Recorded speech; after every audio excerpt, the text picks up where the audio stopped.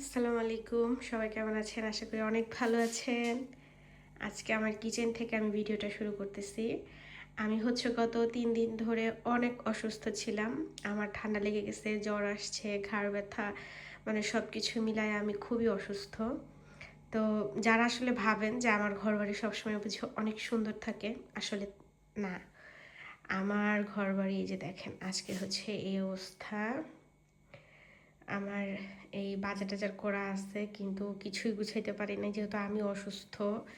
আর এখানে তো 2 দিনের থালাবাটি খেয়ে খেয়ে জমছে, যেটা দেখছেন আগে। তারপরে মানে সব কিছু অগোছালো।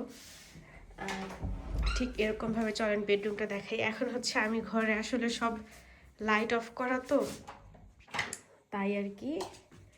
এই যে দেখেন আমাদের বেডরুমের অবস্থা, মানে খুবই কাহিল। আর এত শীত পড়ছে এই কয়েকদিনে, মানে বলার মতো না। আর এই দরজার সামনেও অনেক নোংরা হয়ে যাইতেছে একটু পরপর, কারণ স্নো পড়ছে, স্নোগুলা গলতেছে, সাথে পাথর আসতেছে ঘরে, মানে অনেক অন্যরকম অবস্থা। তো চলেন আজকে একটা একটা করে কাজ শেষ করি। আমি আসলে কোন দিক থেকে শুরু করব আর কোথায় শেষ করব আমি নিজেও বুঝতেছি না। তো শুরু করি, দেখতে থাকে।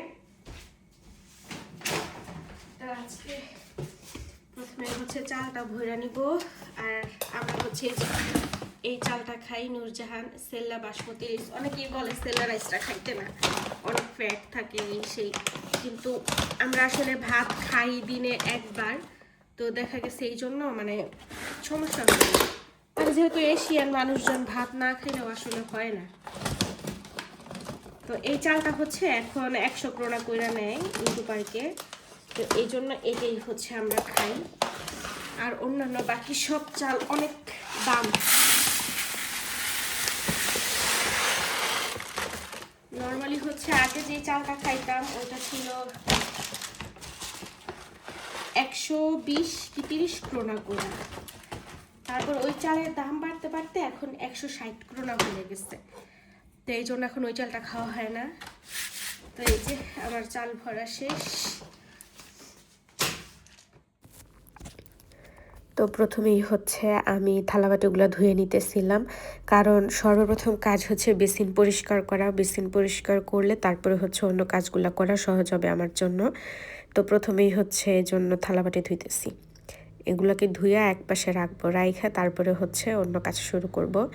আর এখানে তো স্পিড বাড়ায় দিছি, তো দেখা মনে হইতেছে কত তাড়াতাড়ি যেন ধুয়ে ফেলতেছি এই সেই। মাঝে মাঝে মনে হয় বাস্তব জীবনেও যদি এরকম হইতো, মানে এরকম দ্রুত সব কাজ হয়ে যেত, কিন্তু আসলে হয় না। বাস্তব জীবনে সব কিছুই অনেক সময় লাগে। আর আমরা তো শুধুমাত্র কিছু কিছু অংশ ভিডিও করে তারপর আপনাদেরকে দেখাই। অবশ্য সবার সংসারে অনেক কাজ থাকে, কারো সংসারে কোনো কম কাজ না। আবার দেখা গেছে যাদের বাচ্চা কাচ্চা আছে তাদের তো আরও অনেক কাজ থাকে, তাদের অনেক কিছু মেনটেন করতে হয়। তো এই যে আমার থালাবাটি ধোয়া শেষ, বেসিনও পরিষ্কার করা শেষ। এখন আমি মাছ কাটবো, বড় বড় চিংড়ি মাছ। তো এর আগে আমি কখনোই চিংড়ি মাছটা কাটে নাই, কারণ সবসময় বক করি আমাকে হেল্প করে, মাছটা কাইটা দেয়। তো আজকে সে নাই, তো আমি একাই কাটছি। আর এদিকে কিছু হাড্ডি ছিল ফ্রিজে, তো ফ্রিজটাও খালি করব, যেহেতু সামনে রমজান চলে আসতেছে। আগে থেকে পরিষ্কার করে রাখবো যাতে আমার রমজানে কোনো কাজ করতে না হয়। তো ওদিকে তাই আমি হাড্ডিগুলো জালে বসাই দিছি একটু মশলা টশলা দিয়ে। আর এখানে এখন মাছগুলা ভেজে নিতেছি, আপনার একটুখানি হলুদ মরিচ লবণ দিয়ে মাখিয়ে তারপর মাছগুলা ভেজে নিব, তাহলে একটু কালারটা সুন্দর হয়। আর অন্যথায় আরও সময় কম থাকলে আমি মাঝে মাঝে ভাজিও না, আমি সরাসরি ভুনা করে ফেলি। কিন্তু এগুলি একটু বড় মাছ ছিল, তো তাই ভাবলাম যে একটু মানে ভেজেই রান্না করি, তাহলে একটু গ্রানটা সুন্দর আসবে, এই আর কি। তো সুইডেনে যত চিংড়ি মাছই খাইছি, যত রকমেরই বা যত কোম্পানির হোক, তো সব কিছু আসলে ওরকম মজা না আমাদের বাংলাদেশের মতো। কিন্তু এই মাছটা একটু চলে আর কি, যে হ্যাঁ স্মেল আসে যে হ্যাঁ বাংলাদেশের মতো মানে চিংড়ি মাছের খাইতেছি এরকম। তো আমি মাছটা ভাজার পরে ওই ফ্রাই প্যানেই পেঁয়াজ দিয়ে দিছি, আর একটু তেল লাগতো, তো আমি তেল দিয়ে দিছি।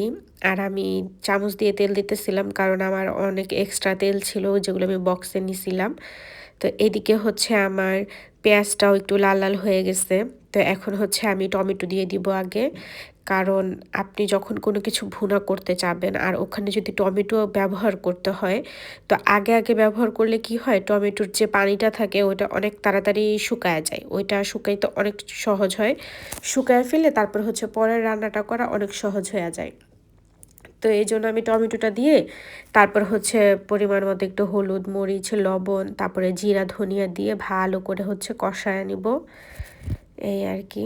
তা আপনারা হচ্ছে সাথে একটু আদা রসুনও দিয়ে দিবেন, তাহলে একসাথে কষানো হয়ে যাবে।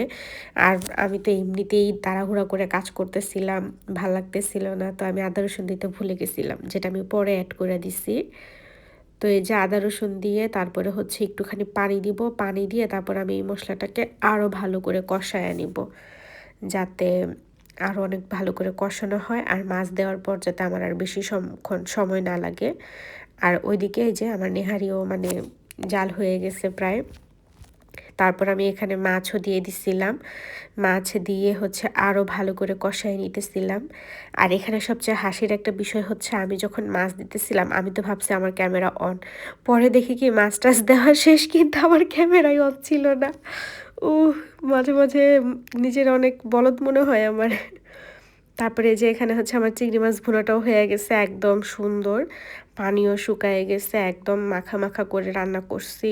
আর সাথে হচ্ছে ডাল আছে, এজন্য আজকে আর অন্য কোনো কিছু রান্না হবে না। তো রান্নাটা কেমন লাগলো আপনারা কমেন্টে জানাবেন। আর এই যে আমার সন্ধ্যার নাস্তায় আমি একটু নুডলস রান্না করে খাইছিলাম নিজের জন্য। আজকের ভিডিওটা এই পর্যন্ত। এই ভিডিওটা কেমন লাগলো কমেন্টে জানাবেন, ভালো লাগলে অবশ্যই আমার চ্যানেলটি সাবস্ক্রাইব করবেন আর আমার পাশেই থাকবেন। দেখা হবে অন্য কোনো ভিডিওতে। আল্লাহ হাফেজ।